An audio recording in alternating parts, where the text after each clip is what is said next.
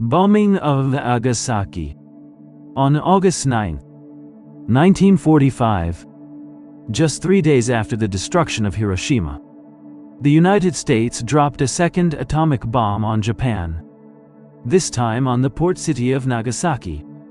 The B-29 bomber Bockscar, piloted by Major Charles Sweeney, carried the plutonium bomb Fat Man, a device more complex and powerful than the one in Hiroshima. Nagasaki was not the primary target that day. The city of Kokura was the original objective. But dense cloud cover and smoke from previous bombings prevented sighting of the target, forcing the crew to divert to the secondary target.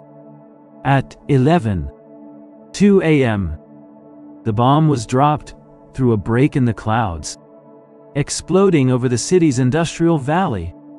Nagasaki's mountainous topography contained part of the explosion, preventing the total destruction that occurred in flat Hiroshima. But the effects were still catastrophic. About 40 people died instantly, and the total death toll exceeded 70 in the following months. The bomb destroyed weapons factories, schools, temples, and the largest Catholic cathedral in East Asia, the Urakami Cathedral, decimating a historic Christian community. The bombing of Nagasaki is frequently debated by historians. Was it necessary for surrender? Or was it a show of force to the Soviet Union, which had declared war on Japan on the same day?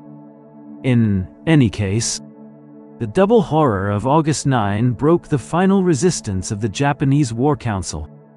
6 days later, Emperor Hirohito announced the surrender, ending World War II. Nagasaki remains in history as the last city to suffer a nuclear attack, a tragic symbol of a second blow that sealed the fate of a global war.